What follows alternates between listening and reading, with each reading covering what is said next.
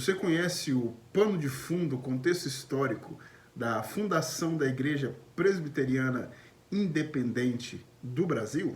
Para pensarmos juntos como foi a fundação da Igreja Presbiteriana no Brasil, eu quero usar com vocês aqui 3 materiais que eu tenho em livros físicos e alguns outros materiais que eu tenho aqui em PDF. O primeiro que eu quero usar com vocês é a História de Dom Pedro I, do Paulo Resonuto, ótimo livro para você ler, e também do professor historiador Boris Fausto, a História Concisa do Brasil, ótimo material, e o material da Vida e Caminho, que é a origem da Igreja Presbiteriana Independente do Brasil. Bom, a Igreja Presbiteriana Independente do Brasil ela é fundada em 1903, 31 de julho de 1903. Porém, para entendermos melhor como foi o pano de fundo dessa fundação, nós temos que voltar mais ou menos 20 e poucos anos antes e entendermos como se desenvolveu esse pensamento de uma igreja independente em terras tupiniquins. Por exemplo, a República do Brasil é proclamada em 15 de novembro de 1988 por um cara chamado Deodoro da Fonseca. Se você quiser conhecer um pouco mais de Deodoro da Fonseca, leia esse livro aqui do Rodrigo Vizeu, que é muito bom também. Perguntas como o que é o Brasil, qual é a nossa diferença com a Europa, qual é a nossa cultura, qual é a marca da nossa brasilidade, são perguntas que permeavam a mente dos brasileiros. Até aqui a gente está pensando no que aconteceu no Brasil enquanto uma nova república, saindo da monarquia, se tornando uma nova república. A partir de agora a gente vai pensar no que estava acontecendo na Igreja Presbiteriana do Brasil naquele período. O presbiterianismo brasileiro, ele nasce de missões norte-americanas, tanto do sul como do norte, que enviaram missionários como o pai fundador do presbiterianismo brasileiro, Archibald Green Simonton.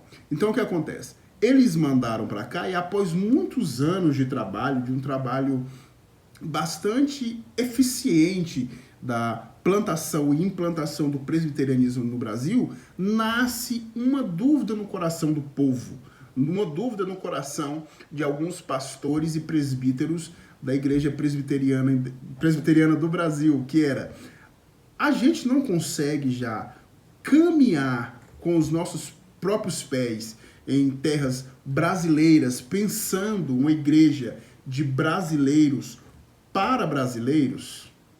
Muitos ali então já acreditavam que já existia maturidade suficiente nos pastores e presbíteros brasileiros para conduzir as igrejas.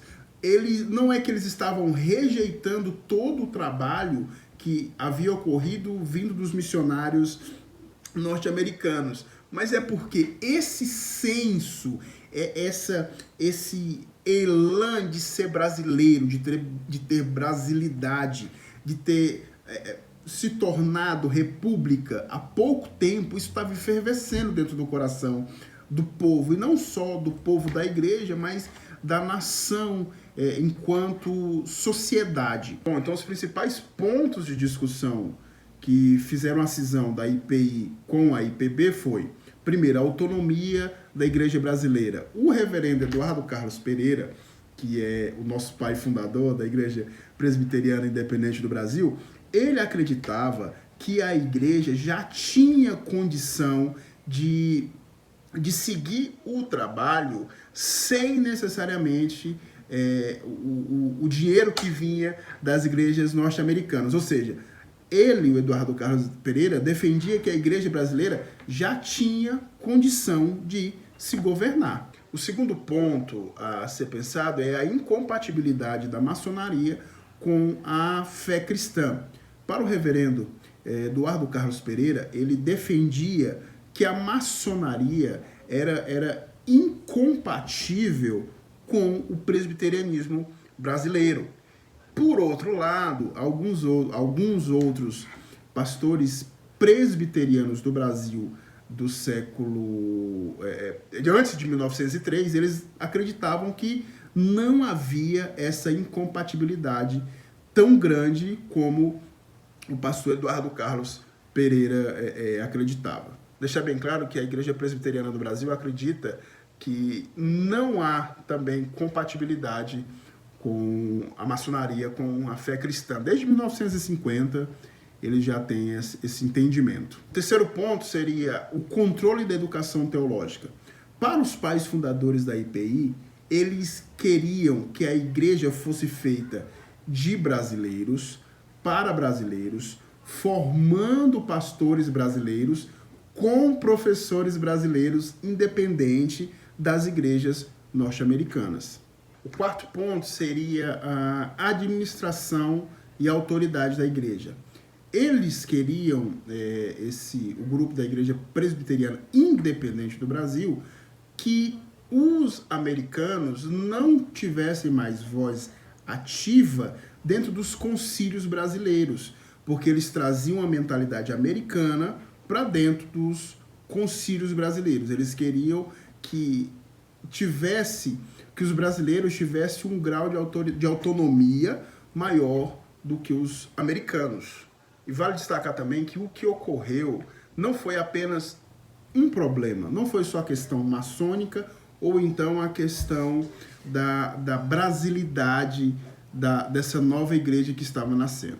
Foi um conjunto de coisas, um conjunto de fatores que trouxeram essa cisão da Igreja Presbiteriana Independente do Brasil com a Igreja Presbiteriana do Brasil. Então, o dia 31 de julho de 1903 é um marco histórico no presbiterianismo brasileiro, que após anos e anos de debate faz a cisão, sai de dentro, a IPI sai de dentro da IPB.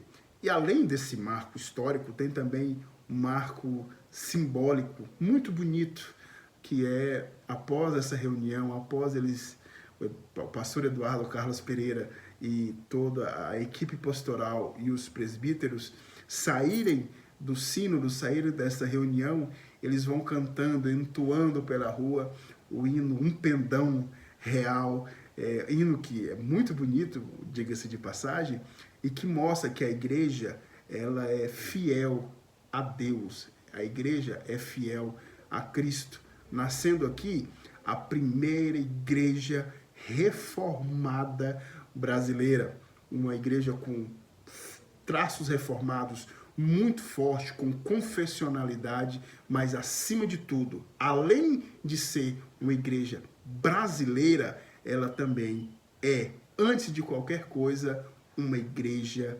cristã.